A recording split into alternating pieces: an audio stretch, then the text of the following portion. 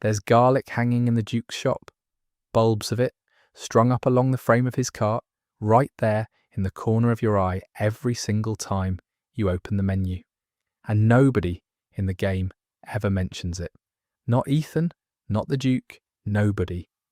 It just hangs there, in a village where there is very much a vampire living in the castle up the hill, and the enormous man selling you shotgun ammunition has quietly taken precautions. I love that detail. It's the sort of thing that tells you somebody on that team was thinking about this character as a person who lives somewhere, rather than a menu with a face. So that's what we're doing tonight. The Duke, all of him. Every scene, every file, the development history, the man who voiced him, the theories, the ones that hold up and the ones that don't, and a fair few small things the game never bothers to point out. We're going to be here a while, and none of it builds to anything, so drop off whenever you like. If you fancy more of this sort of thing, the subscribe button's where it usually is. Let's start at the beginning. Ethan Winters has had a rough few hours by the time he meets the Duke.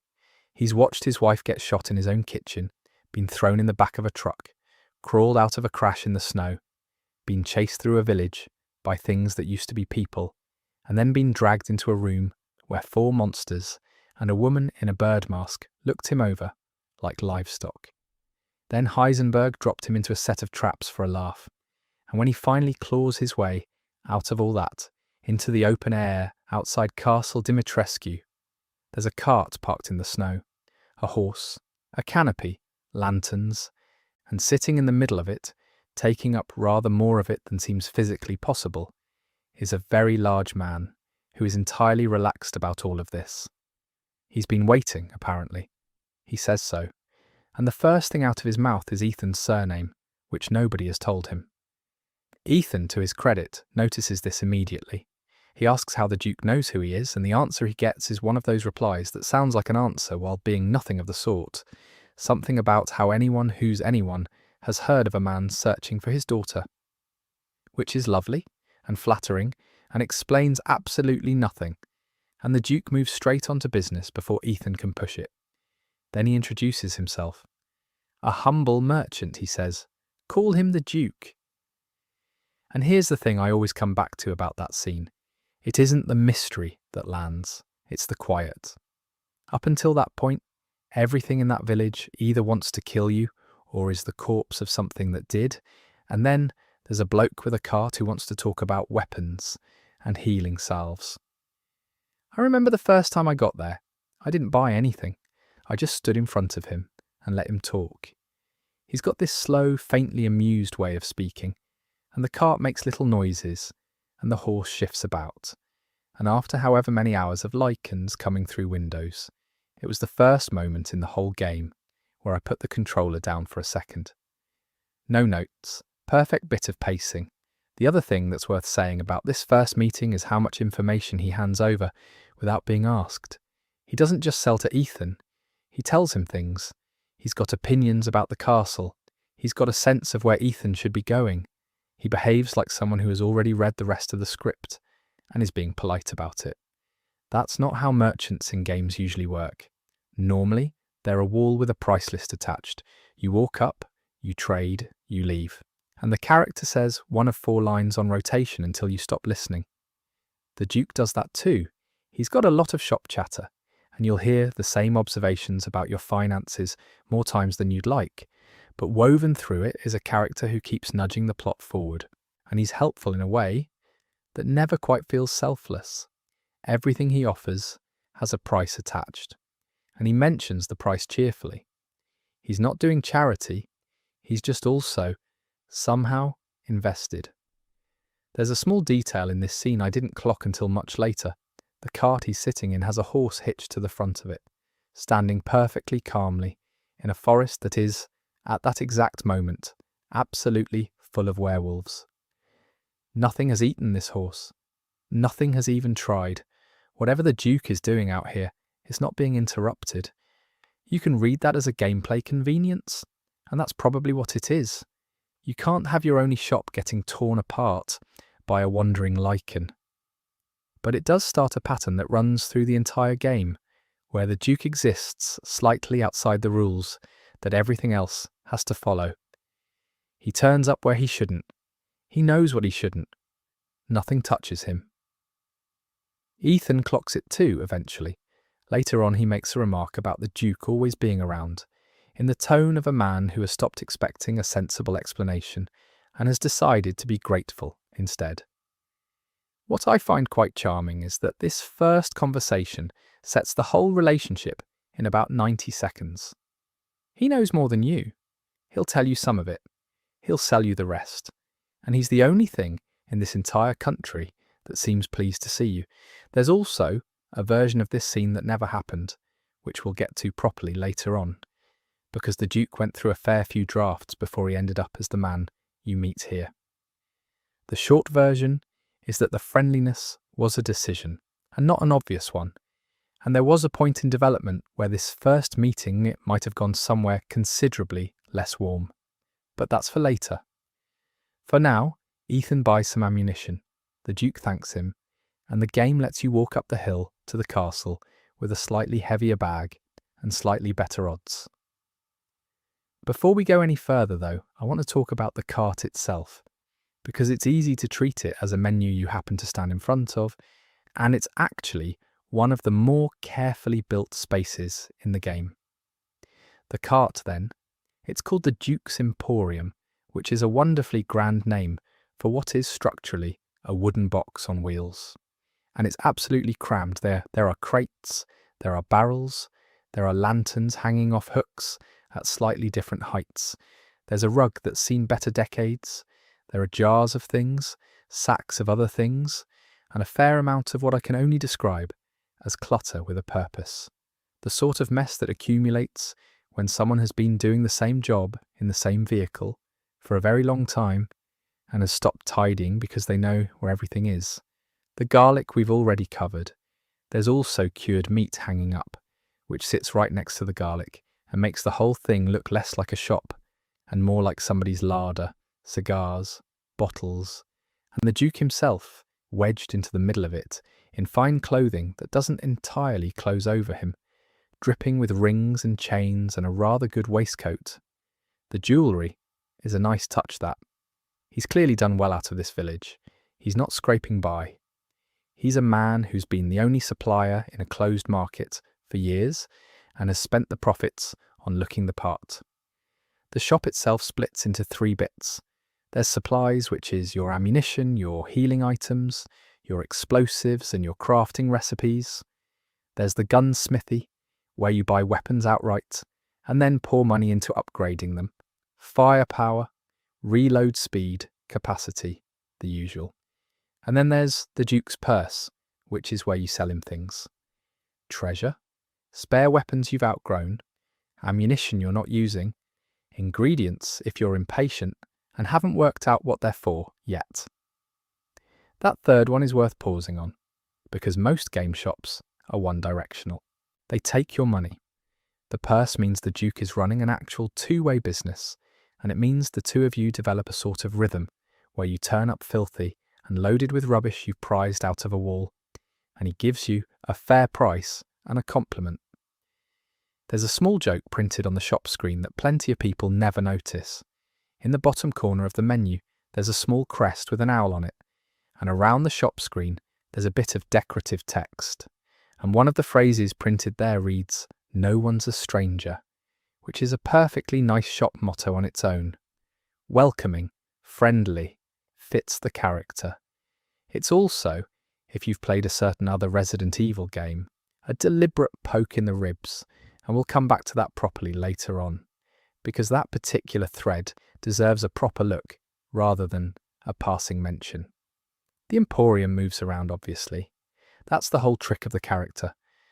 You find him in 5 or so places across the game, always somewhere you've just finished something horrible, always lit slightly warmer than the room you walked out of. And there's a detail here that catches a lot of people out on a first playthrough.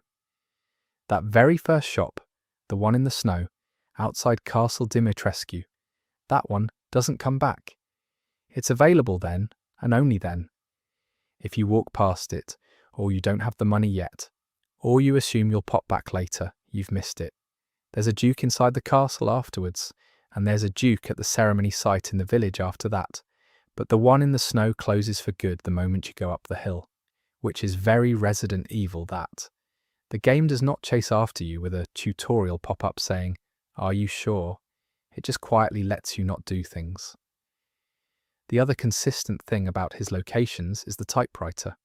Wherever the duke sets up, there's usually a save point somewhere nearby, and that pairing does an enormous amount of psychological work without saying a word. Typewriter means safe, merchant means safe. Put them in the same room, and your shoulders come down about 2 inches. Resident Evil has been training people to associate certain objects with relief for something like 30 years now. And Village just quietly stacks 2 of them on top of each other and lets you enjoy it. Sort of like how a particular smell can put you straight back in a specific room from your childhood. It's not the object doing the work. It's the association you've been carrying around for years. One more thing about the space, and this is the bit I find quietly funny. The Emporium is the safest place in the entire game, and it is still lit like a butcher's shop. Everything is orange and shadowy. There's meat hanging up. The man in the middle is enormous and cheerful and covered in gold. If you described this room to somebody who hadn't played the game, they would assume it was where something terrible happens. Nothing terrible happens there. Not once. Not in the whole game. It's the one room in Village that keeps its promise. And that brings us neatly to the man himself. Or rather, to the man who played him. Because the story of how the Duke got his voice is considerably stranger than you'd expect. And it involves a French class, a woodcutter, and a spreadsheet. The Duke is voiced by an actor called Aaron LaPlante, and the way he got the job is one of those chains of coincidence that only really makes sense in hindsight. It starts in a French class. LaPlante was in his last year of school, and one of the other people in that class was a girl named Sarah Coates. They stayed loosely in touch afterwards, in the way people do. Both ended up in Seattle, both eventually ended up in Los Angeles, checking in every so often, not really working in the same corners of the industry. And then Resident Evil 7 came out, and he found out she'd played Marguerite Baker, which is not a small part. Marguerite is the one in the attic with the insects. She's a large chunk of why that game gave people nightmares. Some years later, Sarah rang him up and said she was helping out with casting on a project, and did he want to come and audition. The part he auditioned for was tiny. He describes it as some old woodcutter in a shed, the sort of role that exists for about 8 seconds before something drags the character through a ceiling. He went in, did a mad voice, and didn't get it. And then Sarah told him they were saving him for something bigger, which he says had never once happened to him in his career.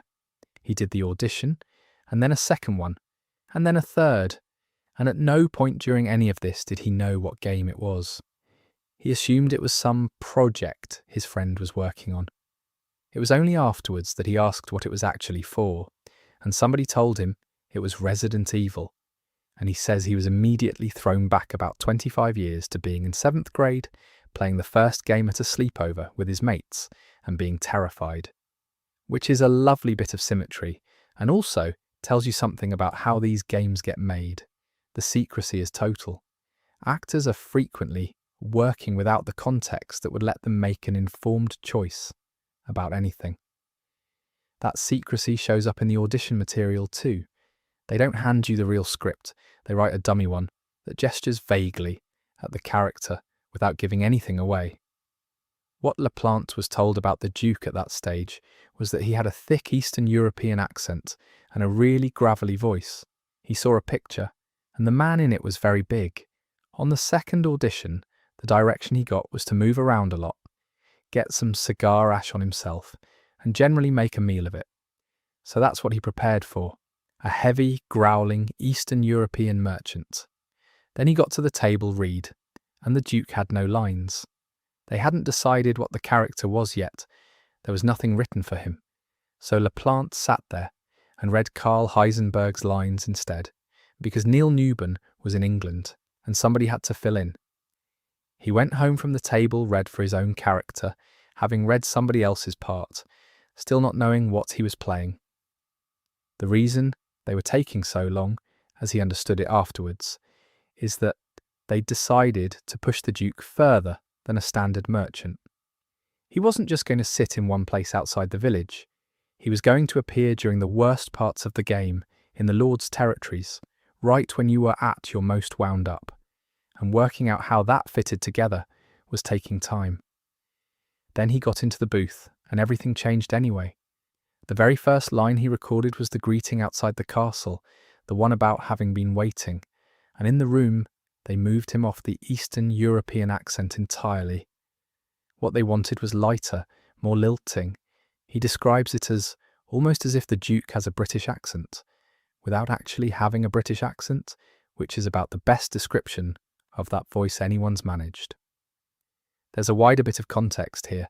Capcom had originally wanted the whole English cast to put on Eastern European accents to match the setting, and reversed that decision when it came to recording, telling the actors to perform in their own way instead.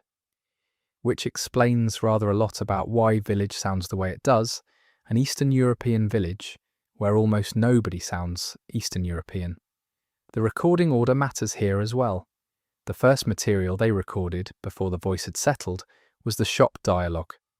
All the little responses to buying things, the comments about weapon modifications, the observations about whether you can afford something. That was day one, which means that if you go back and play it, you can hear it. The Duke in the shop menu sits lower and flatter than the Duke in the cutscenes. It's the same actor, and roughly the same character, but the shop voice is a slightly earlier draft that never got re-recorded. LaPlante is completely open about this. He says the voice everyone thinks of as the Duke came later, as he settled into it across the sessions. So the character was built in the wrong order.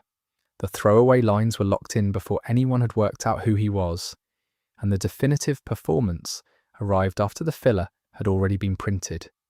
You'd never notice unless someone told you, and once someone tells you, you can't stop hearing it.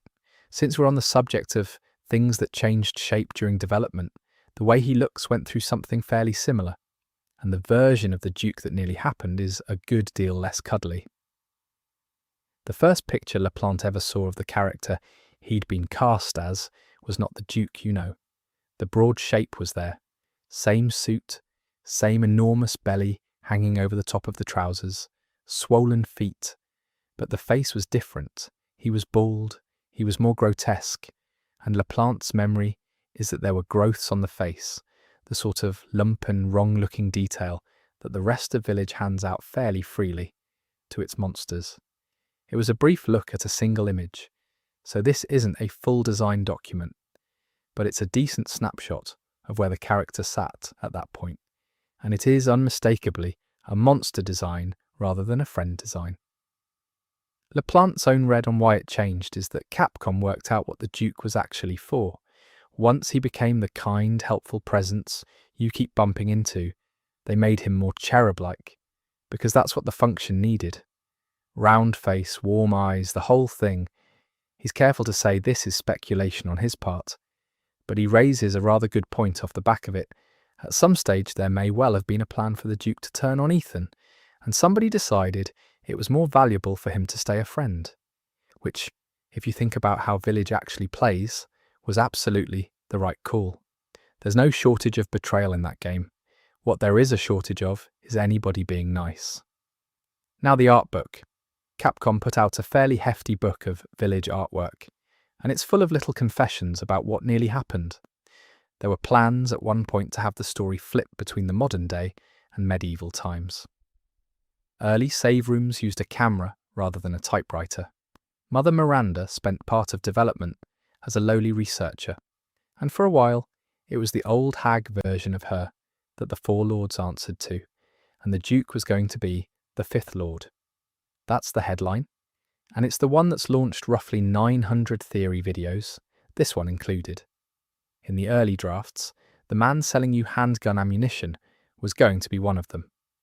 The book also mentions something I find quietly funny, which is that he was always planned to be a big man, and that this was a deliberate choice to give the artist more room to be creative. Somebody sat in a meeting and made the case that a large character is more interesting to draw than a thin one, and won. There's a bit more detail in the wider development notes. The Duke was designed as a counterpart to a certain other merchant, which we'll get to in its own section. For his look specifically, Capcom drew on photographs of traditional Romani life in Romania. He was originally pitched purely as the merchant, and it was his popularity with the development team itself that got his role expanded into the story. So the people making the game liked him, wrote him more scenes, and that's how a shop became a character. The Fifth Lord thing goes further than a single caption too. There was a proposed version of the plot in which Ada Wong appeared in the game. She'd have been a masked figure who saves Ethan during that first encounter with the Four Lords, conducting her own investigation, wielding a crossbow, and wearing a plague doctor mask. That version got cut because of scenario conflicts, and in that version, the Duke was going to be revealed outright as the Fifth Lord, rather than just hinted at. Now, I want to be fair here, because there's a counter-argument that I think holds up. There are people who've gone through the concept material very carefully, and their view is that the Fifth Lord idea has been slightly overstated. He doesn't appear alongside the other four in any of the early art for Ethan's trial. The Lords all share a visual language, heavy square shapes, blocky iconography that a fifth entry wouldn't slot into easily. And the entire Fifth Lord claim rests on a line attached to one piece of concept art. Their alternative reading is that the Duke was always going to be your ally and your shop, with some late-game reveal that he used to be one of the Lords, or had been thrown out of that circle as a way of explaining his powers, which if you squint is roughly what shipped, just without the reveal, and then the last development detail which reframes every scene he's in once you know it. There was no motion capture for the Duke. None at all. Everybody assumes there was, because Village leans hard on performance capture. Lady Dimitrescu, Heisenberg, Ethan, all of them are actors in suits on a stage. The Duke isn't. LaPlante says he asked about it, and was told the character was simply too big for it to be useful. Every movement he makes is animated by hand. He did get to contribute to the small stuff.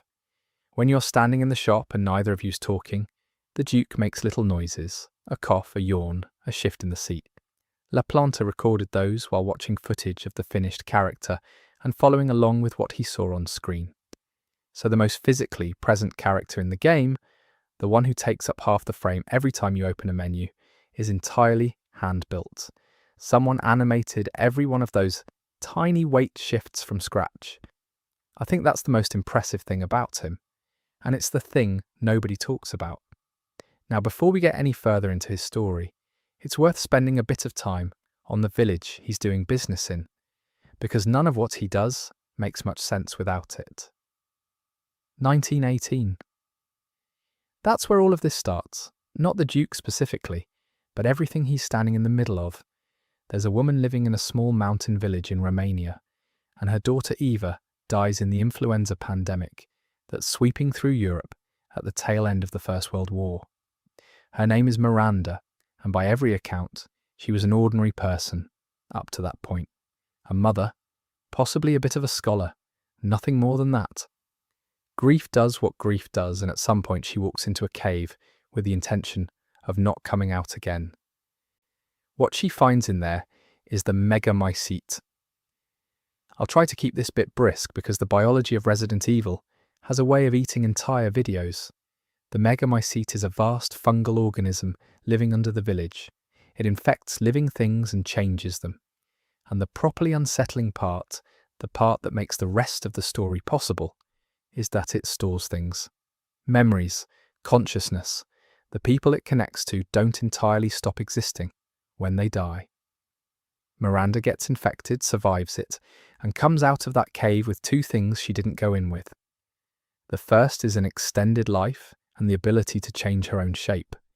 The second, and this is the one that ruins everything for everybody, is the conviction that Eva's mind is still in there somewhere, held in the network, waiting to be put back into a body. So she spends the next century trying to build one. Her method is a parasite she develops from mold samples taken out of the megamycete. She calls it the cardu, which is Romanian for gift.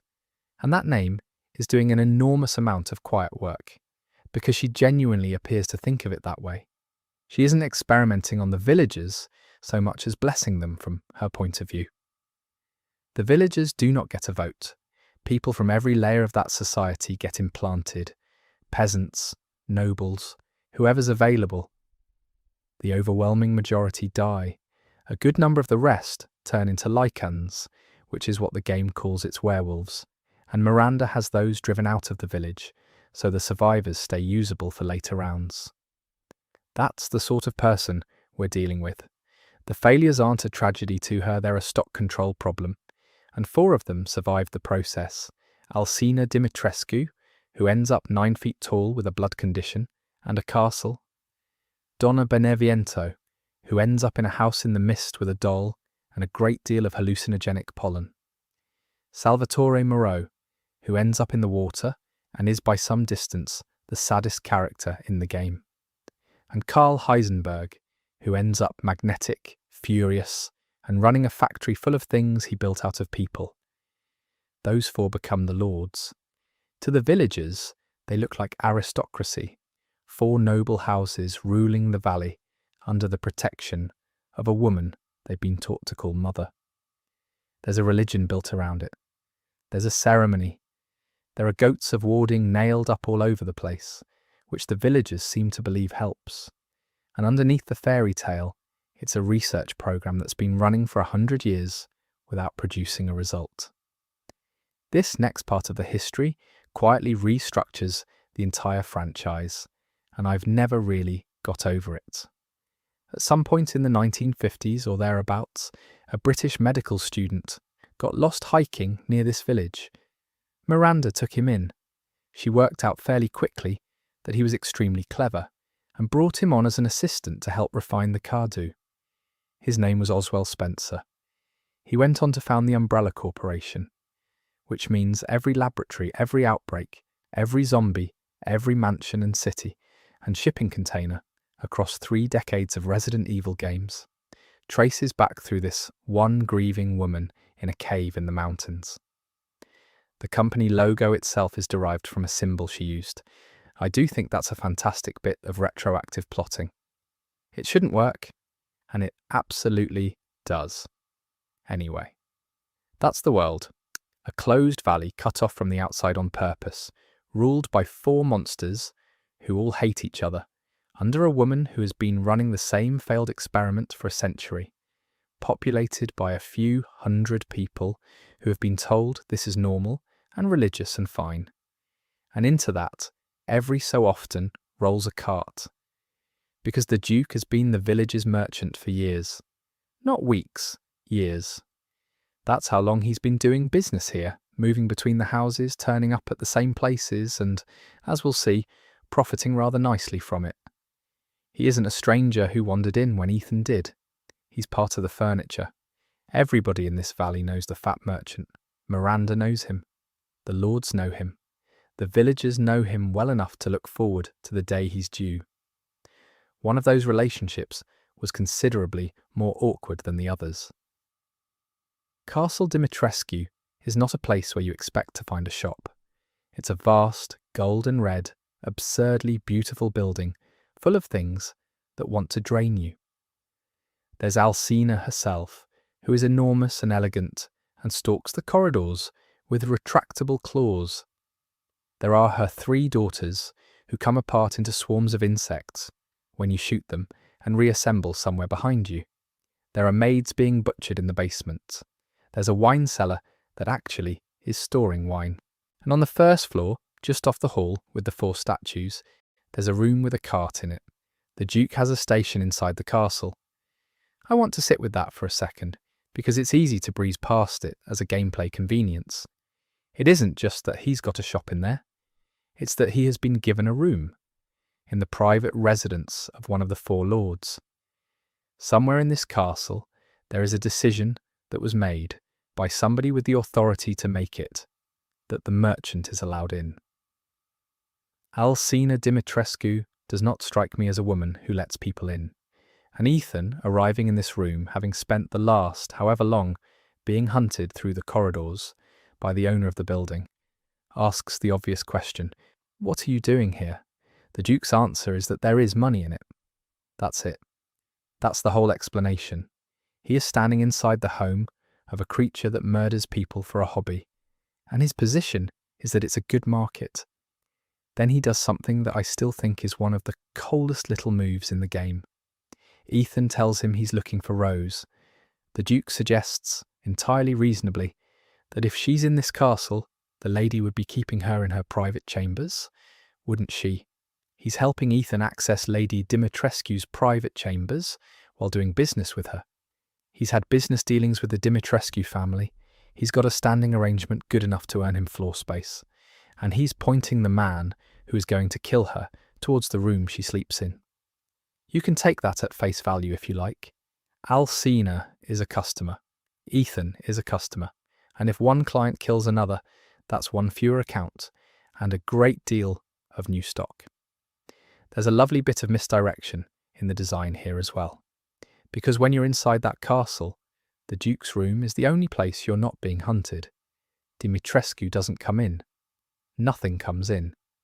The most dangerous building in the first third of the game has a small warm pocket in it where you can breathe. And it exists because a merchant negotiated for it. And now, the thing that makes me laugh every single time. Aaron LaPlante, the man who voices the Duke, missed this entire section on his first playthrough. He said as much, openly. He went through Castle Dimitrescu and never once found the merchant's room, because it's off to the side of the hall with the statues, and he simply never walked into it. He didn't realise it was there. So the actor playing the character went through a substantial chunk of the game without meeting his own character in it. He's quite good-natured about it too. His point was that some games take you by the hand and steer you back onto the path if you wander off. And Resident Evil largely doesn't. If you miss something, you've missed it, and you'll find it next time. He also admits he never used the cooking system on that first run because he didn't understand how it worked, which we'll come back to, because that's a whole section of its own. I like the idea of the voice of the Duke wandering around that castle, doing his job, with no idea that he was also sitting in a side room about 30 feet away, offering to sell himself a shotgun. There's one more thread from this part of the castle that I want to flag and then leave alone for now. There's a file in there, a guest book of sorts, and the general shape of it is that the Duke's presence in the castle was arranged rather than tolerated. He had an appointment, somebody wrote him down. A merchant with an appointment at a lord's castle is a very different kind of person from a merchant who parks up outside and hopes. And here's a fun detail about this whole stretch of the game. It's where you get one of the 2 or 3 scenes people actually remember about him. There's a glass flask with a smudged paper label on it. Ethan finds it in the castle at the end of everything that happens in there, and he has no idea what it is. He assumes the whole trip was a waste. He came in looking for his daughter, and what he's leaving with is a jar. He walks out, and the Duke is waiting at the village altar, because of course he is. Ethan tells him the whole thing was worthless. The Duke mildly disagrees. He asks whether Ethan picked up anything of value. Ethan holds up the flask, unconvinced, and the Duke tells him he's holding his daughter. Then he says to take a closer look. The camera does the rest. Ethan wipes at the label, and there's a word underneath. Then he wipes more of it away, and there's a name, and the game just lets it sit there. There's no music sting, no cut to something else, no attempt to explain the science. There's a man standing in the snow, realizing that the thing in his hands is a piece of a child, and there's a merchant watching him work it out. This is also, quietly, where the Duke stops being optional. Up to this point, you could get through the castle barely speaking to him. From the altar onwards, he's mandatory. He's the one who explains what the flask is. He's the one who sends Ethan to the Red Chimney House, and he's the one who explains what to do with what Ethan finds there. Capcom moved him from the edge of the story into the middle of it, and they did it in a single conversation in the snow. I think what makes this scene land is what the Duke doesn't do. He doesn't soften it, he doesn't build up to it. He doesn't do the thing that every well-meaning character in fiction does, where they take you by the shoulders and ask if you're sitting down. He tells him what it is in a few short sentences, and then he just keeps talking while Ethan comes apart. Ethan tells him not to say another word, so he does. He waits, and then, when Ethan's got enough air back to hear it, he gives him the useful information. Whatever it is that makes Rose herself is still in there, undamaged and unusual enough to matter, and she can be put back together. Now, I've seen people describe the Duke as cold in this scene, and I understand why, but I don't think that's it. I think it's the opposite. He's dealing with a man whose entire capacity for shock got used up several hours ago, and he's decided that the kindest available thing is to be clear. There's a version of this where the Duke hedges and drip feeds it and manages Ethan's feelings, and that version wastes time that a small child doesn't have. Then comes the instruction. There's a house over on the west edge of the village with a red chimney on it. Go there, find the man who lives in it, and then they can continue the conversation. Ethan, understandably, wants him to get to the point, and this is where the Duke delivers what I'd argue is his defining line as a character, which is essentially, "You don't have to trust me, but have you got a better option?" He's right. That's the whole problem. He's completely right, and he knows he's right, and he says it without any particular relish. It's the calmest possible statement of leverage. He isn't threatening Ethan. He's just pointing out the shape of the room they're both standing in.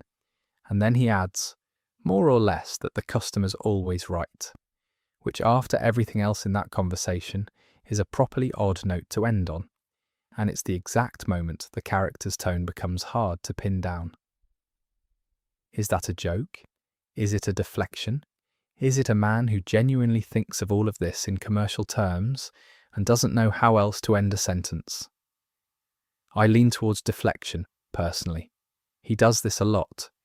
Whenever the conversation gets close to something real, what he wants, what he is, why he's helping, he reaches for shopkeeper Patter and pulls it over the top like a blanket. Ethan, for his part, tells him there'll be consequences if this turns out to be a lie. Which is a fairly empty threat given that the Duke cannot be hurt, but you can't blame the man for saying it. Ethan comes back from the red chimney house with a handful of black feathers and a key, and he is not in the mood. He wants the Duke to explain right now how any of this fixes his daughter, and the Duke tells him to settle down, which is a brave thing to say to an armed man in that state, and then does the single best piece of work in his entire performance. He explains the 4 lords. Here's the setup. There are 4 flasks, Ethan has 1, the other 3 are held by the lords, and to get to them he'll need the key he's just found. So the Duke unrolls the situation, one house at a time, and marks their locations on the map. He starts with Miranda herself. He describes her as the one who rules the village, cold about it and precise about it, with 4 lords under her. The first Ethan has already met in the most expensive possible way, Lady Dimitrescu. The second is down in the fog, in a valley you can barely see into. Donna Beneviento, who makes dolls, and the way the Duke puts it, nobody she's ever invited to play has come back out of that soggy old estate. Which is one of those sentences that sounds like flavour text until you actually get there, at which point it becomes considerably less charming. Beneviento's section is the one people always single out. It's the bit where the game takes your weapons away and stops being an action game for 20 minutes. Third is Moreau, who gets described as something built out of badly assembled meat, out at the reservoir on the far side of the windmills. And the Duke throws in that by all accounts, he isn't the only thing living in that water, which is a lovely bit of understatement about a man who spends most of his boss fight as an enormous fish. And the fourth, and the Duke says this plainly, is the most dangerous. Heisenberg, in his factory, out on the edge of the village. And then he gets to the project Heisenberg is working on, and rather than describing it, he stops.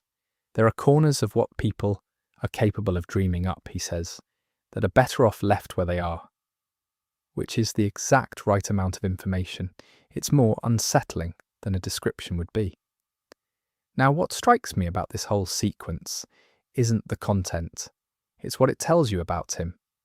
He knows all 4 domains in detail: the mist, the windmills, the reservoir, the factory, what's inside the factory.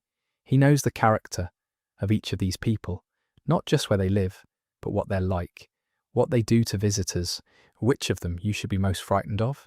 And he delivers all of it in the tone of a man giving directions to a pub. And there's no obvious way he could have this information. He's a merchant. He has business arrangements. Sure, we know about the castle. But there's a difference between having an account with Lady Dimitrescu and knowing what Heisenberg is building in a sealed factory in the middle of a private industrial site. The game never addresses this. It just quietly hands him omniscience and moves on. Now the making of that scene, because it's my favourite bit of production trivia about the character. That monologue is the thing Aaron LaPlante is proudest of. He said outright that he goes back and rewatches it, which is not a thing actors usually admit to, and the way it was recorded is lovely. Not all of the animation was finished at that point, but some of it was, enough that, as he was reading, images were flashing up on screen for each lord in turn. Heisenberg's factory, Beneviento's house, a glimpse of the lagoon for Moreau, though he says they kept that one deliberately vague, and the castle. So he'd talk about Beneviento, and then pause and wait for the next image to come up, and then talk about the next one.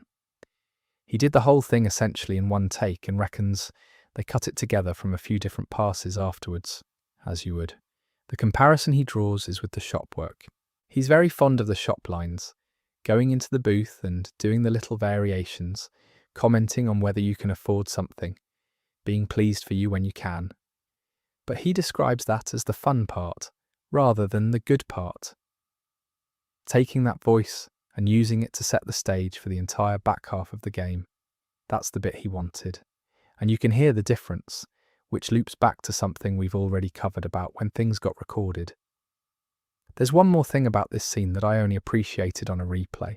Functionally, this is a quest log. It's the game telling you where the next 3 levels are and putting waypoints on your map. In almost any other game, this would be delivered by a menu or a voice on a radio or a character standing in a hub area repeating themselves. Village hands it to a fat man in a cart and lets him make it feel like a warning from someone who's been here a very long time. That's the trick, and it's the reason he works. The Duke isn't a good character because he's mysterious.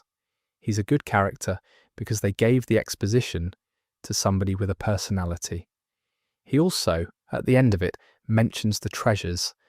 There are valuables scattered all over this village, and he'd be very happy to buy them. Because obviously, he would. At some point in a game about a man whose daughter has been divided into 4 flasks, an enormous merchant asks him if he's hungry. And I think that might be the strangest tonal decision in Resident Evil, and I would not remove a single second of it. The cooking system opens up after Castle Dimitrescu. Once you've been sent off to Castle Dimitrescu and come back, the Duke unlocks a great deal at once. He reveals the map and mentions that if you happen to bring him ingredients, he can do something with them. Then he gives you the menu. There are 6 dishes, and each one gives you a permanent upgrade, not a temporary buff. Permanent for the rest of that playthrough and carried over into the next one. Herbed fish is the entry-level one. 3 fish and 2 poultry, and your maximum health goes up a little. It's cheap, the ingredients are everywhere, and there's a neat trick to it. Eating it fills you to your new maximum, so if you time it right, you can use it instead of burning a healing item. Bird and Beast Pilaf is 4 poultry and 1 meat, and it reduces the damage you take when guarding, which sounds minor until you're being hit by 3 lycans at once. 3 flavoured mitite is the first proper investment. 4 fish, 2 poultry, and 3 meat for a bigger permanent health increase. Then it steps up. Tochitura de Puey wants 4 poultry, 3 meat, and a piece of juicy game, and gives you a large permanent health increase.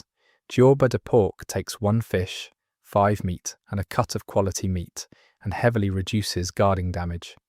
And Sarmal de Peste, 6 fish and 1 finest fish, increases your movement speed permanently, which on the hardest difficulty is close to essential.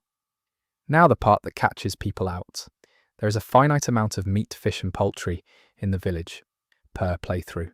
You cannot cook all 6 in one run unless you've been extremely thorough, which means the Duke's menu is quietly a resource puzzle.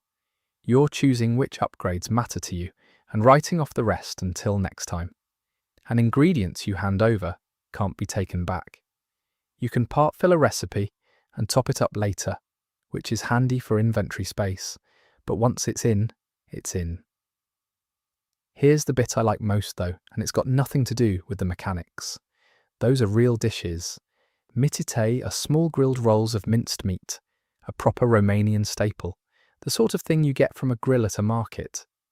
Sarmale are stuffed rolls, usually in cabbage or vine leaves, and they turn up at every big family meal in that part of the world. Ciorba is a sour soup, and ciorba de porc is the pork version. Tocitura is a rich pork stew. Somebody on that development team went and looked up an actual regional menu instead of inventing fantasy food. They didn't call it hearty stew or meat broth. They used the names people actually use, and then wrote the fish and poultry variants as if the Duke had adapted the recipes to whatever Ethan happened to drag in that day. For a game whose Romanian setting is otherwise fairly loose, the accents alone, as we've covered, that's a surprisingly careful bit of research to bury in a crafting menu. And it does something for the character too. He isn't just a shop that sells guns. He cooks. He's got a stove in there. He's proud of it. When you hand him ingredients, he's visibly pleased. And when he serves the food up, he wants to know what you thought. There's a moment where he suggests they eat together, which Ethan does not have time for, and which I think about more than is reasonable. Now the story I've been saving. Aaron LaPlante did not use the cooking system on his first playthrough. At all.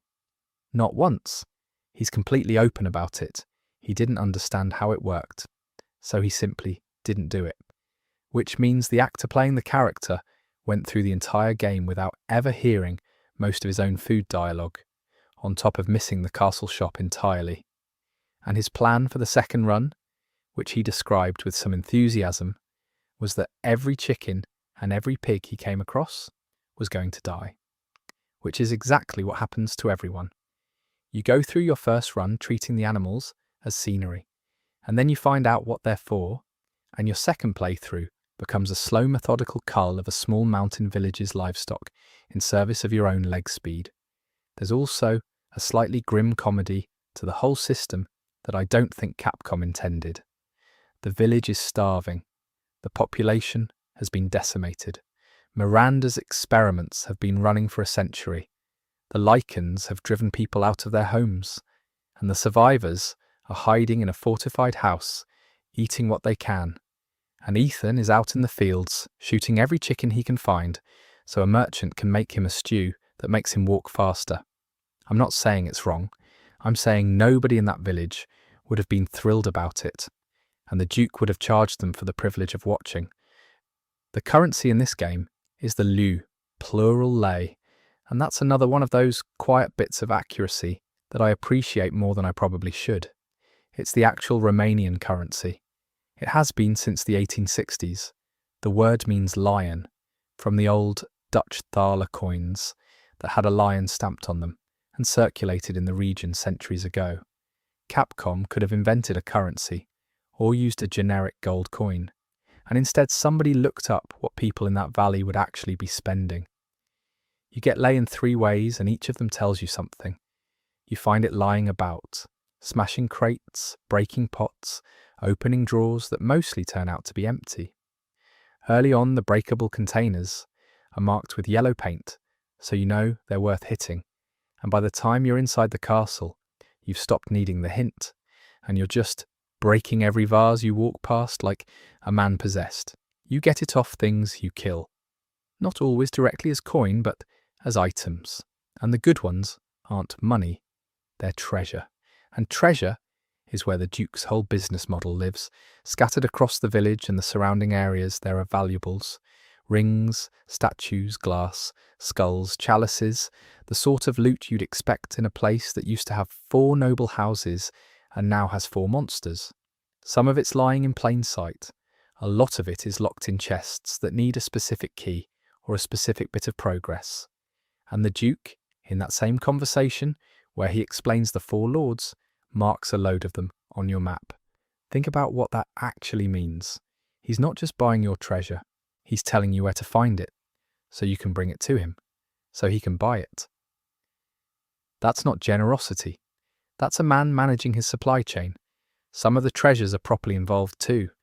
There's a grave outside Beneviento's house, covered in dolls, with a headstone that's been snapped in half, and you need to find the other piece of it, which turns up in a crypt in the village graveyard that only opens later, before you can get at what's buried there. There's a chest with a sniper rifle magazine and a steel statue in it that sells for a small fortune. 2 of the strongest weapons in the game, the Magnum and the grenade launcher, are locked away in this stuff. So the treasure hunt isn't optional flavour, it's how you afford to survive the back half. And what you're affording is not cheap. The prices climb steeply. By the time you reach Heisenberg's factory, the Duke has set up in a lift shaft down in the lower levels, and he's selling a custom automatic handgun for 120,000 lei. A little further on, there's a shotgun on the counter at 180,000, which, if you've been casually smashing pots and ignoring the treasure map, is an entirely theoretical amount of money. That's the loop, and it's lifted more or less wholesale from a certain other game in this series, which we'll get to shortly. You explore, you find valuables, you sell them, you upgrade, you survive slightly longer, you explore further. Something about that arrangement doesn't sit right though. Look at what the Duke's business actually consists of over the course of Village. He sells Ethan the weapons, he sells him the ammunition, he upgrades the guns so they hit harder, he cooks him food so he can absorb more punishment and move faster. He tells him where each target lives. He marks the treasure so Ethan can afford all of the above. And then, when Ethan has used all of it to kill the lords, the Duke buys the remains. Because that's what happens. Each of the 4 lords leaves behind a crystallized piece of themselves, and every single one of them can be sold. To him. For a great deal of money. The Duke is running a business that profits at every stage of the destruction of his own market. And I don't think you can square that with the idea that he's purely in it for the coin, which is the line he keeps feeding people and which a lot of write-ups take at face value. A profit-driven merchant with a century-old monopoly in a closed valley has every possible reason to keep that valley exactly as it is. 4 wealthy noble houses and a religiously obedient population is a fantastic customer base. What he actually does is arm the only man capable of removing all of it. He even says as much at the very end, in a rare moment of not deflecting, that the village, his territory of business, has been destroyed. He's not thrilled about it. He knew it was coming. He drove there anyway. That's not a man optimizing for revenue. That's a man who decided some time ago that this had to stop and has been extremely careful never to say so in a complete sentence. Otto's mill is not a nice place.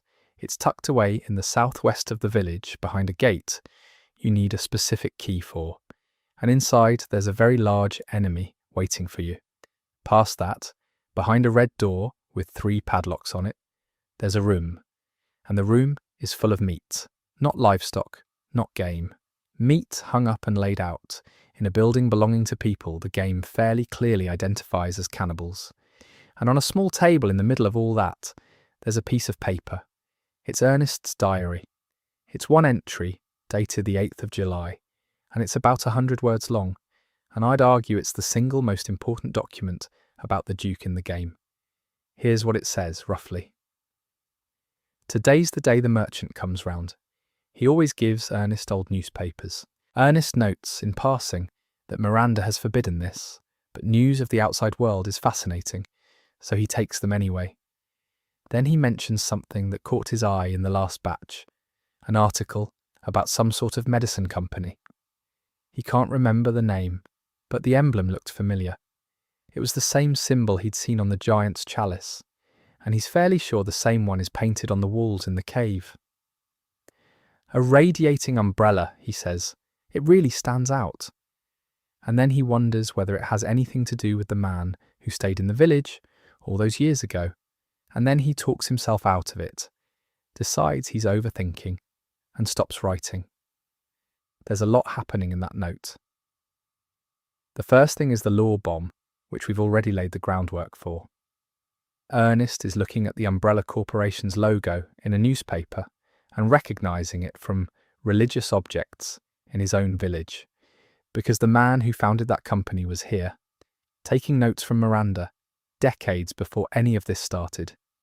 He's about 2 inches from unravelling the entire history of the franchise, and he puts the pen down because it seems far-fetched, which is a fantastic bit of writing, incidentally. The biggest connection in Resident Evil's timeline is delivered by a man in a mill deciding he's being silly, but the second thing in that note is the one I actually care about. The Duke was smuggling. Miranda forbids outside news. She has kept this valley sealed for a century, and information from beyond it is the one thing that could unpick the whole arrangement. Show these people what the world looks like, and the religion starts to look like what it is, and the Duke, the man who tells everybody he's only in it for the coin, has been quietly handing out old newspapers to a villager who asked him for them. For free. There's no transaction here. Ernest doesn't pay for them.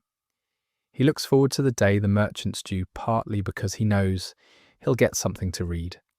That is a man taking a personal risk, repeatedly, on behalf of a person who cannot do anything for him. So when the Duke says his motives are purely commercial, we have a written record from a third party that says otherwise, and it's tucked away in an optional file in a missable room behind a locked door in a side area, which tells you exactly how much Capcom wanted you to have it. Since we're going through the odds and ends, there are a few more worth doing, because there are some lovely small things about him that don't need a section each. He cannot be hurt, not slightly, not temporarily. Shoot him, and nothing happens. And people have tested this properly. If you throw a pipe bomb at the Duke, and pipe bombs will comfortably take apart most things in this game, he either coughs or he waves a hand to clear the smoke away. That's the entire response. He doesn't threaten you. He doesn't close the shop. He doesn't even seem particularly annoyed. You have detonated an improvised explosive in his lap, and he's mildly inconvenienced by the fumes.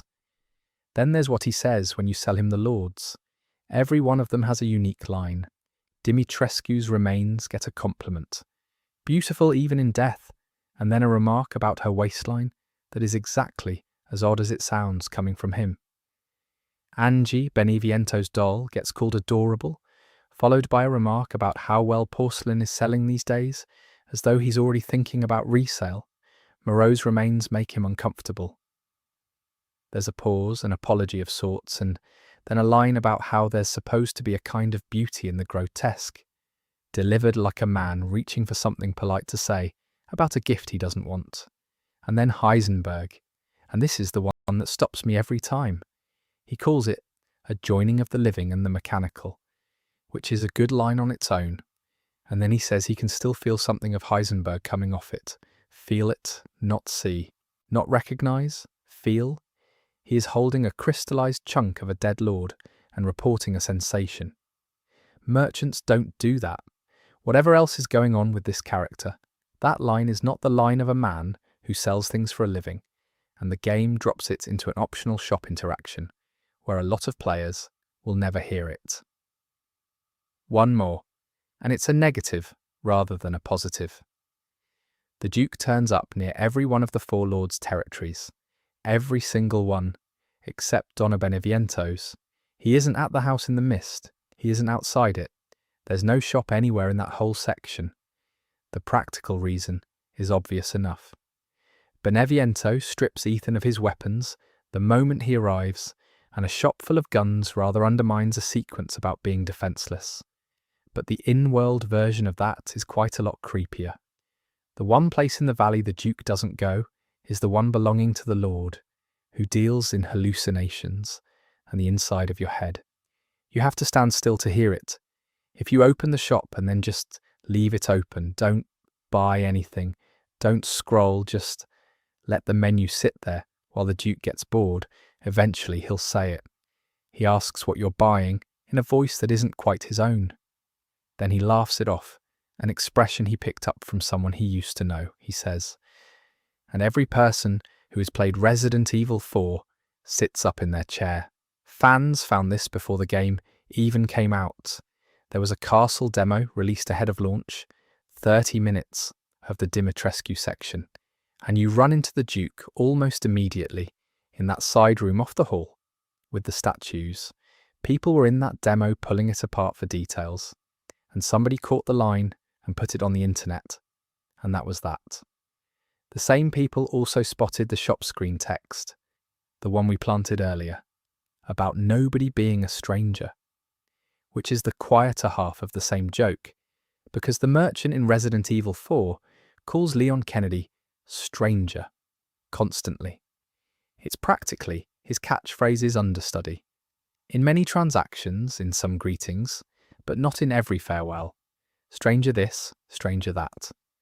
The Duke's shop opens with a sign saying, "Nobody's a stranger here." That's a properly good gag, and it's printed in small text in the corner of a menu.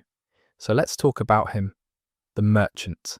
He turns up in Resident Evil 4, released in 2005, and he was created by an artist called Masaki Yamanaka fairly late in that game's development.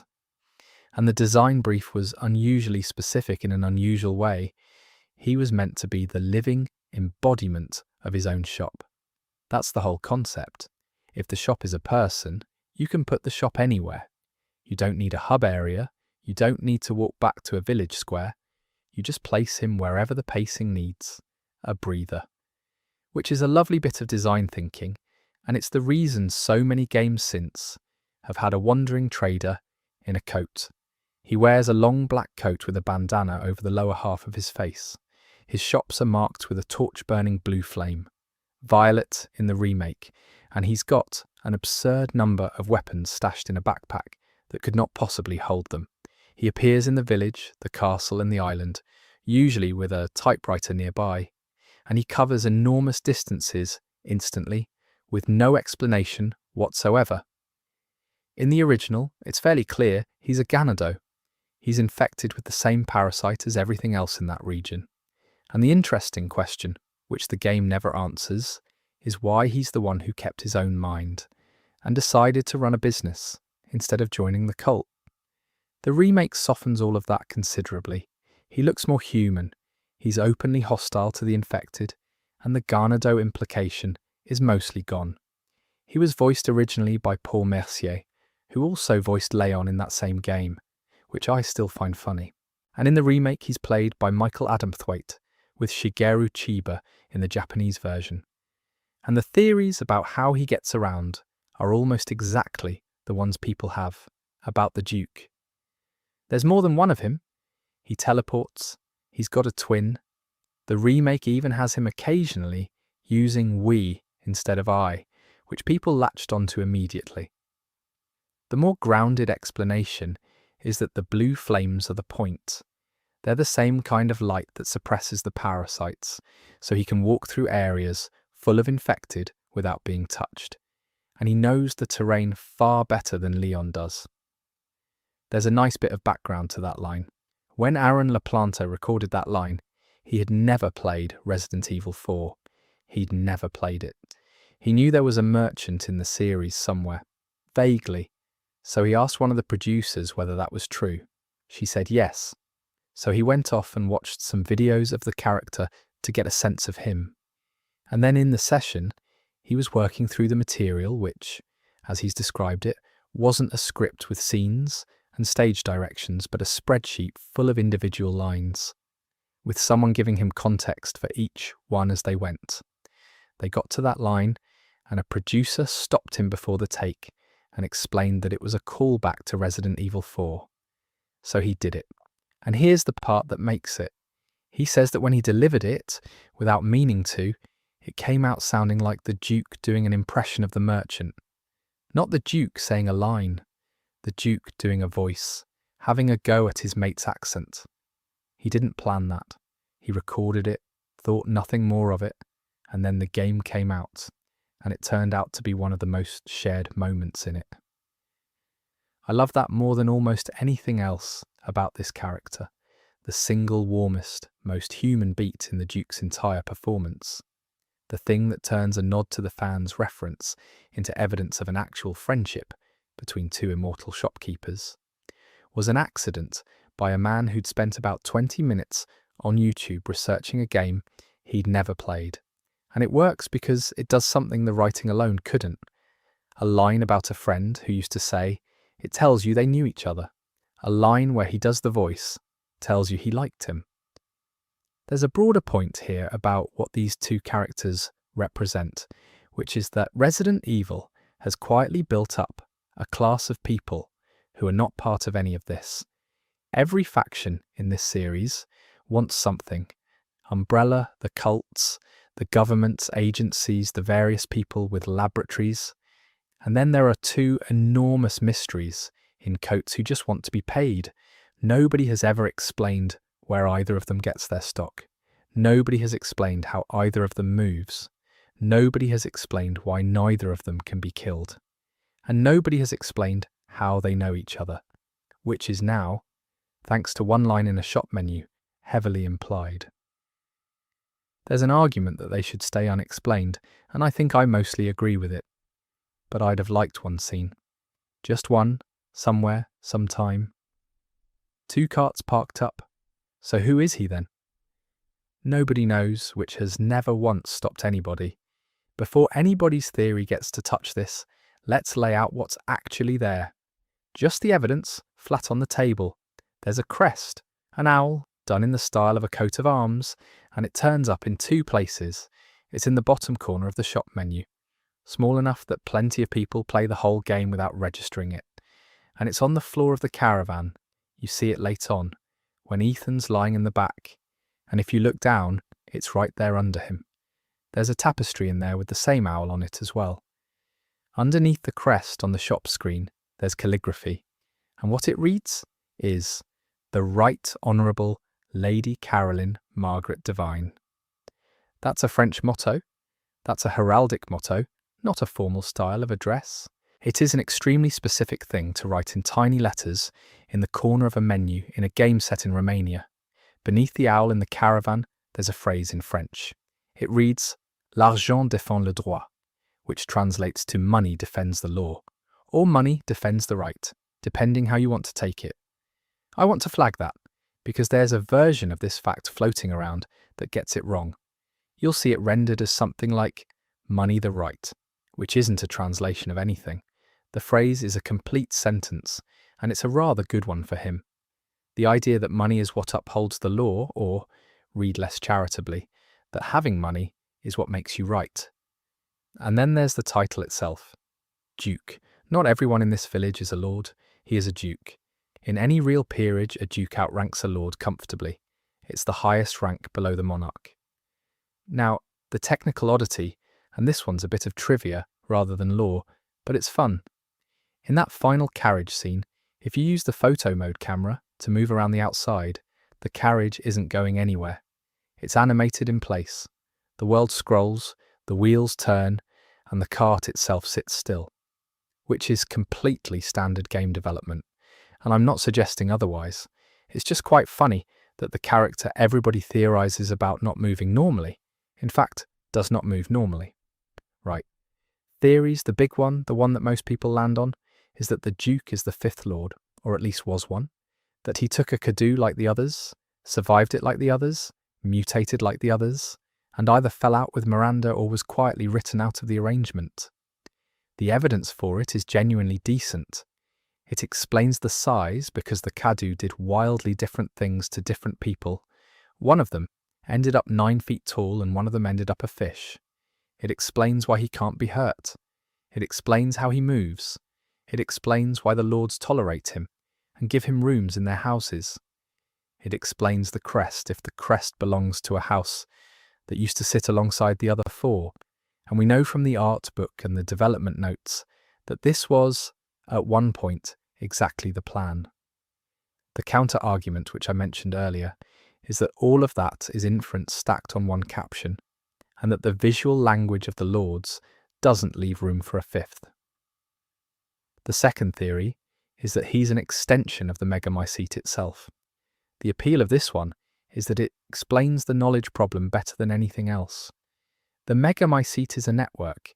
It stores the minds of everyone connected to it. Someone who is part of that network would know what Heisenberg was building without ever setting foot in the factory, because Heisenberg's mind is in the network. Same for Beneviento's estate. Same for what happened to Rose. It also explains why he isn't under Miranda's control, despite being clearly supernatural. He'd be answering to the organism, not the priestess. The third theory, and this is the one the reference material tends to raise and then dismiss, is that the Duke exists in Ethan's head. The logic is that Ethan is unknown to himself for most of the game, not a living man in the ordinary sense. He's a mold construct. He's been dead for years. And there's precedent for this sort of thing in the series. Evelyn from the previous game manifests as a presence to people she's infected. And I agree with the dismissal. For the reason everybody gives, the goods are real. Ethan buys a shotgun from him and then shoots things with it. Other characters interact with him. He's written in another man's diary. A figment doesn't hand out newspapers. And then the fourth position, which is the least romantic and possibly the correct one. He's a shop. He's a shop with a personality. And the mystery around him is an artifact of what got cut rather than what got planned. There was a version of this game with Ada Wong in it where the Duke's identity was going to be spelled out. That version didn't happen.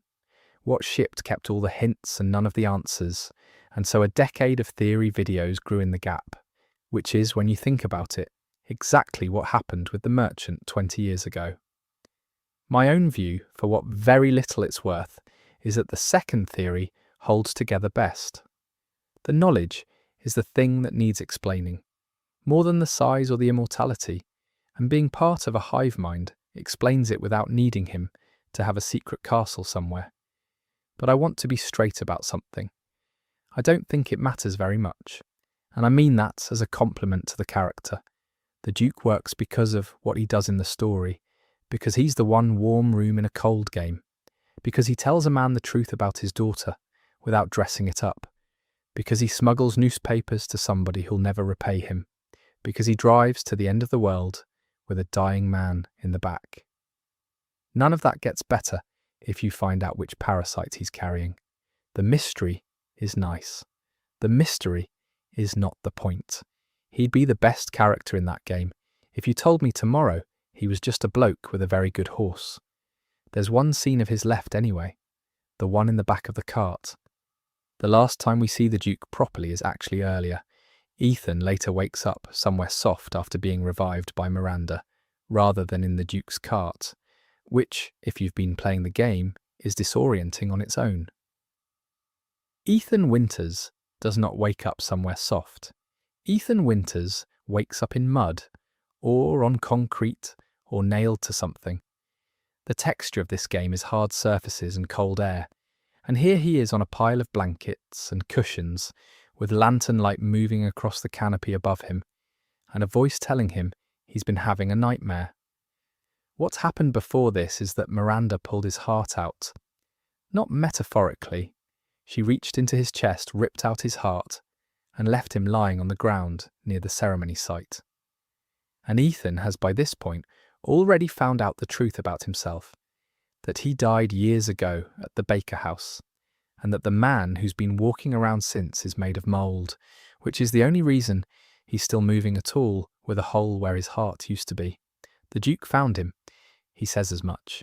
He'd been watching the fight with Heisenberg, and when Miranda turned up, he came looking, and he puts Ethan in the back of his cart. And when Ethan asks for a favour, take me to Miranda, the Duke tells him he assumed as much, and is already on the way. That's a small line, and I think it's the best one he's got. He didn't wait to be asked. He picked up a dying man, worked out what that man would want, and started driving. The favour was already being done before the request was made. The conversation in the back of that cart is short, and it's one of the times in the game the two of them talk without a shop screen open.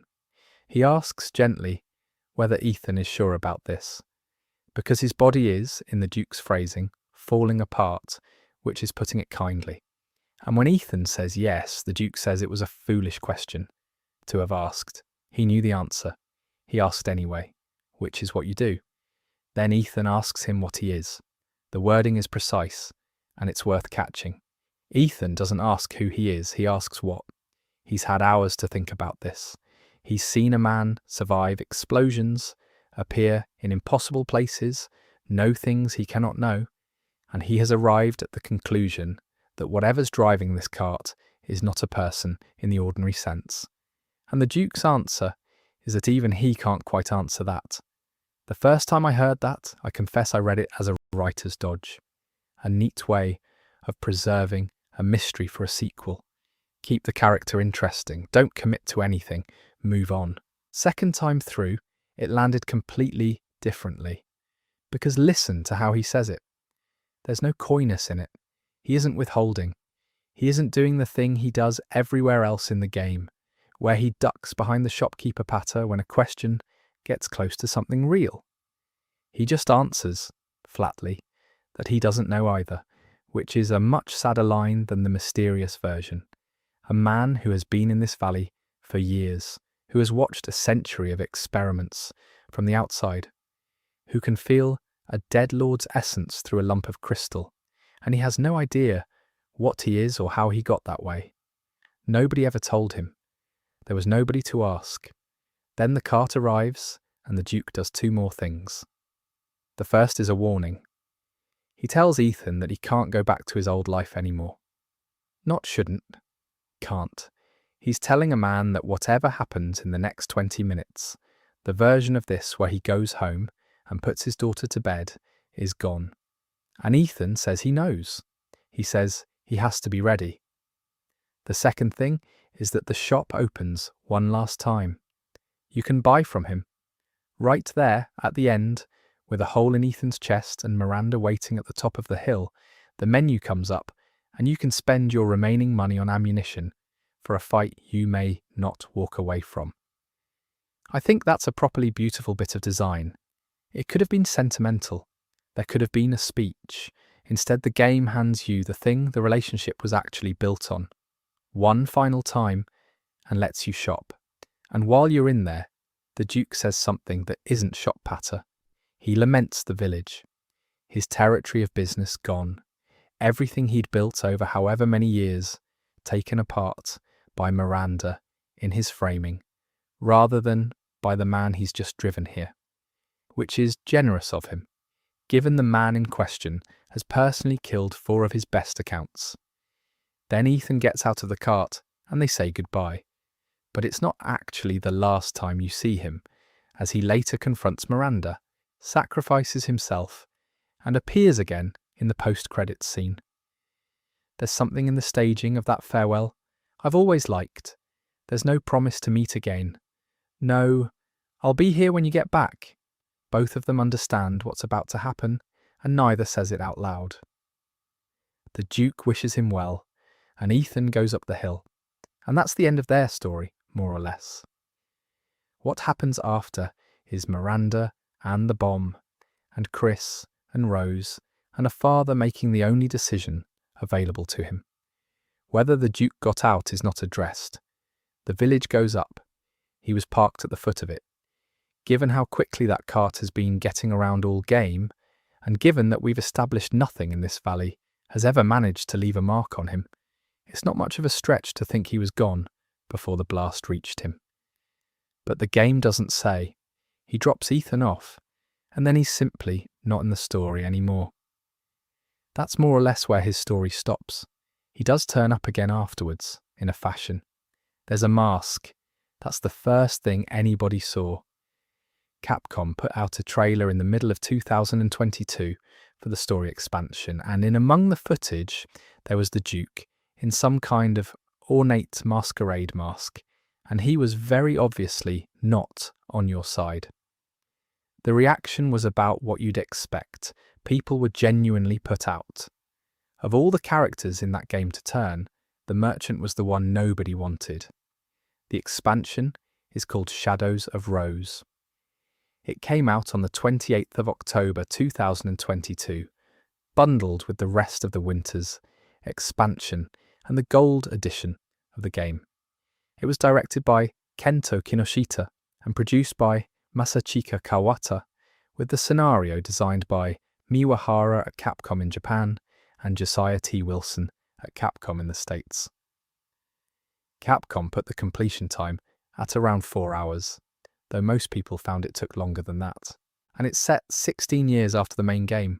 Rose Winters is a teenager now.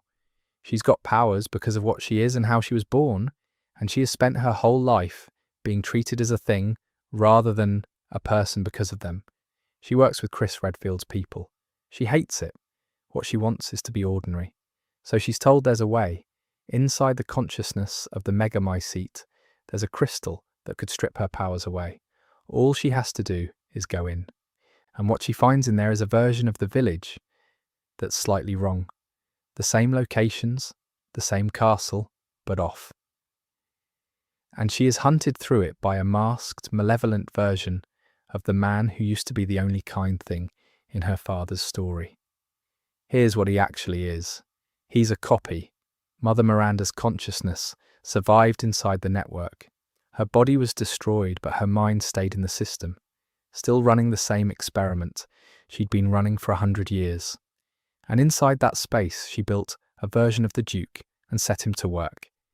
His job is to rule over the section of that world modelled on Castle Dimitrescu, and to test the copies of Rose that are being grown in there, looking for one suitable to hold her daughter. He's a quality control inspector in a place that manufactures children. There's a diary of his, and it's the detail that turns him from a villain into something sadder. According to what he's written, his memories were broken when he was made. He doesn't know who he is. He doesn't know how he came to exist. He's been given a task and a mask, and no history whatsoever. The mask isn't for show either. It's because his face isn't right. The copy came out wrong. Aaron LaPlante played him. Voice and motion capture both, which, as we covered earlier, makes this the first and only time he ever got into a suit for this character. He's mentioned wanting to do that, and when it finally happened, it was for the version of the Duke that hunts a teenager through a nightmare. I do think there's something quite bleak about that. The actor's first performance capture credit on his own character is the corrupted one. Now, is any of it really him? I don't think so, and I don't think the writing wants you to. It's built from something, from data the network held about him, from whatever trace of the Duke ended up in the Megamycete the way everyone's traces do. But it has no memories, it can't recognise itself, and Rose eventually gets past it. It escapes during that, and it's never seen or mentioned again. So the honest answer is that Shadows of Rose doesn't tell you what happened to the real Duke. It tells you that Miranda knew him well enough to build a copy from memory, which is interesting in itself. And then it gets on with its own story. There's a claim that circulates about this, incidentally, and I want to be careful with it. You'll see it said that Miranda refers to the Duke as an old friend in her notes about the copy. I've not been able to stand that one up properly. The only places I can find it are fan-maintained pages that don't cite the file. So I'm going to leave it as an interesting maybe, rather than repeat it as fact, because if it's true, it's a fairly large thing and it deserves better sourcing than that. What is certain is that she made him. She had 4 lords, a century of research and an entire consciousness network to build guards out of, and the one she chose to reconstruct was the merchant. Whatever their relationship was, it registered. One thing the expansion does resolve, and it's worth saying, is that it finishes Miranda properly. Her consciousness had been carrying on in there after her body was destroyed. Rose going in and burning that world down is what actually ends her. Not the bomb, not Ethan, the daughter, which retroactively makes the Duke's last act in the main game the first step in a plan that took another 16 years to finish. He put a dying man in the back of a cart drove him up a hill, and the consequences of that, and he ran for a decade and a half, and ended with the woman who ran that valley being deleted from a fungus. Not bad for a merchant. Resident Evil Village came out on the 7th of May, 2021. It was directed by Morimasa Sato, with Tomonori Takano as art director and Anthony Johnston on the script, running on Capcom's own RE engine.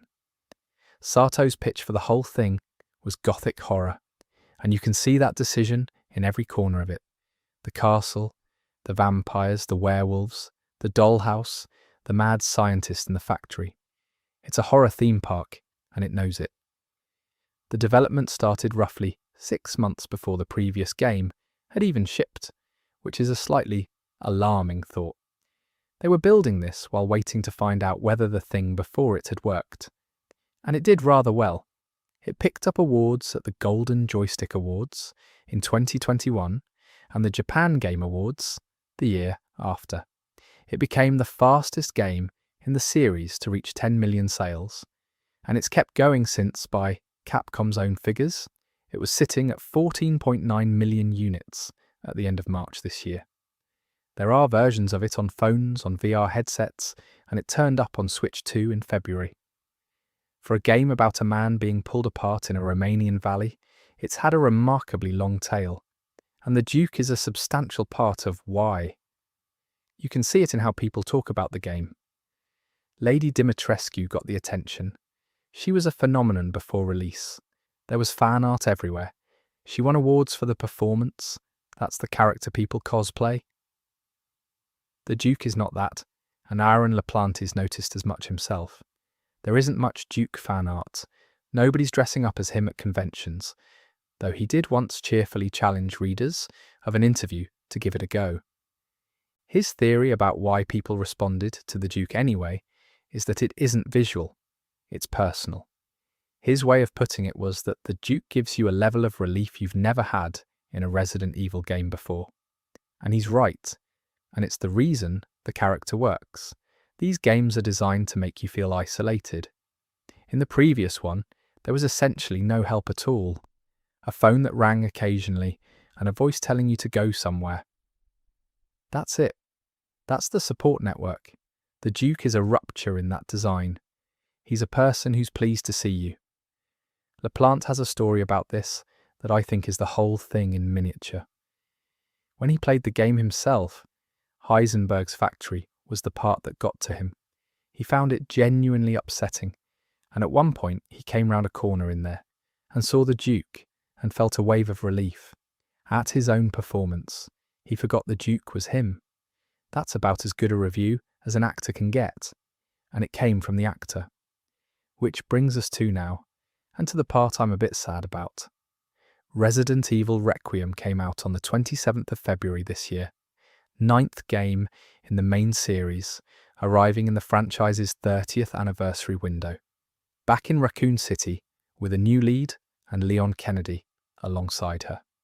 It's done very well, past 7 million copies within a couple of months, which for a brand new entry is a serious number. And there's no merchant in it. That's not speculation.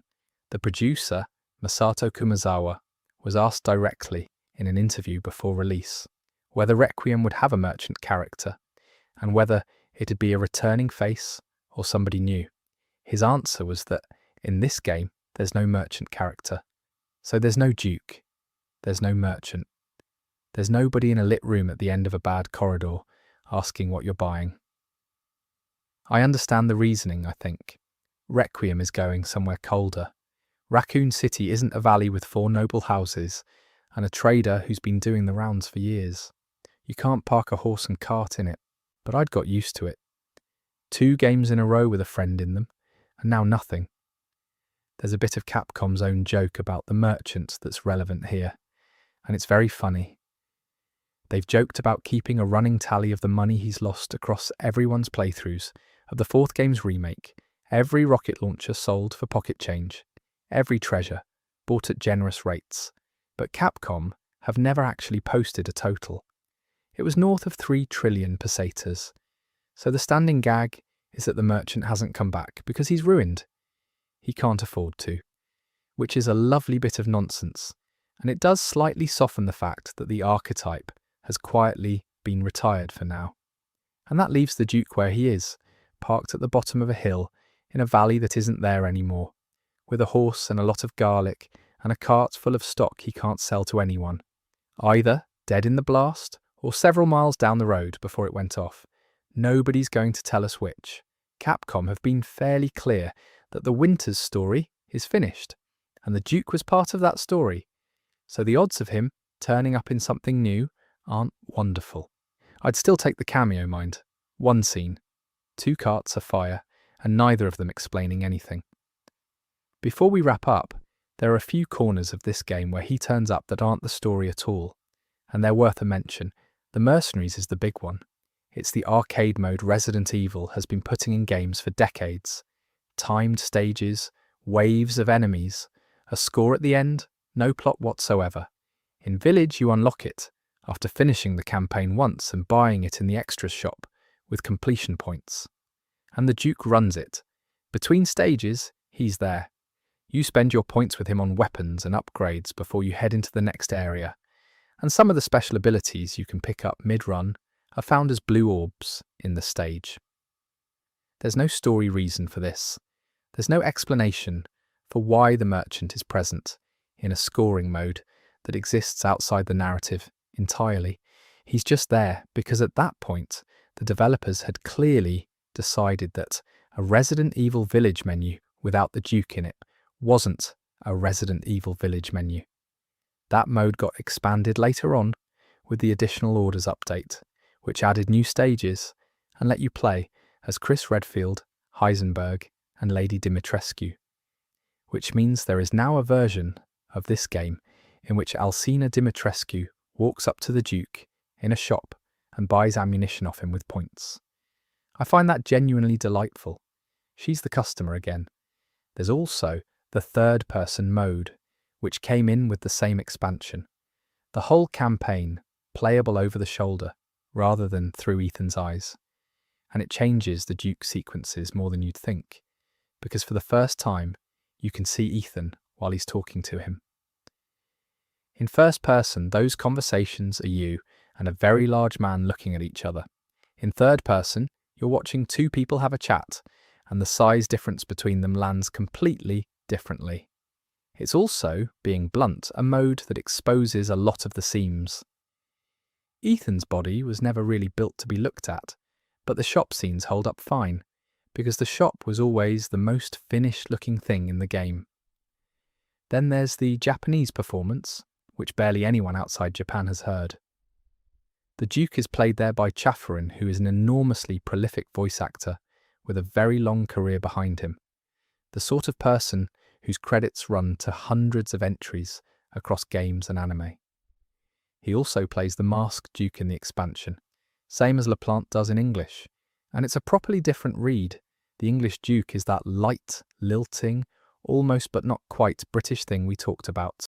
The Japanese Duke is warmer and rounder in a different direction, and if you've only ever heard one of them, the other is worth 5 minutes on the internet, which is a decent reminder that this character exists twice, built by 2 performers who weren't in the same room, and both of them landed on something people liked.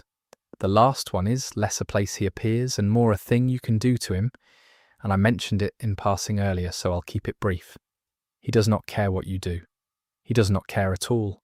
Whatever you bring into that cart, whatever you point at him, the response is a cough and a wave of the hand, and then straight back to business, which, after all this time trying to work out what he is, might be the most honest piece of evidence in the whole game. There's one more oddity worth putting alongside all that, and it's the cart itself. Look at where that cart ends up. It's in the snow outside the castle. It's on the first floor of Castle Dimitrescu, inside a building you reach by climbing walls and crawling through gaps. It's at the ceremony site in the middle of the village. It's down at the sluice gate controls by the reservoir, and it's in a lift shaft in the basement levels of Heisenberg's factory, several floors underground, in a building that has no road to it and no doors big enough. There is no physical route between those locations that a horse-drawn wooden cart could take. Not one. And there certainly isn't one that a horse-drawn wooden cart containing a man of the Duke's dimensions could take, because half of those spaces you reach by squeezing through a broken wall, so either the cart goes places carts can't go, or the Duke doesn't need it to. There's a related detail in how the shop behaves. What he's carrying isn't fixed. The stock, the prices, and the range all shift depending on where you are in the story. Early on it's pistol ammunition and a first aid med. By the factory, he's selling weapons that cost more than everything you've scraped together up to that point, which is sensible game design. And it is also, if you take it at face value, a man who is restocking. Somewhere between the castle and the reservoir, he went and got more things. From where, nobody says. And the reservoir is the location that finishes me off. He sets up at the sluice gate controls, down in the waterworks, past the drained village, in a part of the map you reach by boat. There's no road, there's no ramp, there's a horse standing on wet concrete underground, next to a man selling grenades. You do get used to it, mind. By the third or fourth time you find him somewhere impossible, you stop asking, and I think that's deliberate. The Duke's convenience is the one bit of unreality the game asks you to swallow, and it buys an enormous amount of goodwill with it. The horse deserves a mention here too, because it's the most overlooked character in the game. It stands there patiently, in a valley overrun by werewolves, outside a castle full of things that eat people, and nothing ever goes near it. It doesn't spook, it doesn't bolt. When you're in the back of the cart at the end, it's pulling a vehicle that, as we've established, isn't technically going anywhere. Nobody has ever asked what the horse is. I'm not going to sit here and tell you it's a fifth lord, because that's a bit much even for me, but I would point out that in a game where the developers thought carefully enough about a merchant to hang garlic in his shop and print a joke in the corner of his menu, somebody made a decision about that animal too. It just doesn't happen to be a decision they ever explained. Which is, in the end, the Duke's whole deal in a sentence. Enormous amounts of care put into details that lead absolutely nowhere. That's about everything I've got. He's still my favourite thing in that game. Not because of the mystery, which we've thoroughly established, doesn't hold together in any direction, but because somebody at Capcom decided that a horror game about a man losing everything should have one room in it where nothing bad happens. And then they put a person in that room instead of a menu. The garlic's still hanging there, for whatever that's worth. Still, nobody's mentioned it. If you want more of this sort of thing, there's plenty left in that valley worth a proper look. Moreau's the one I keep circling. He's the saddest character in the whole series, and hardly anyone talks about him. Heisenberg's factory is a video on its own. But that's for another night. Thanks for staying up with me. Sleep well.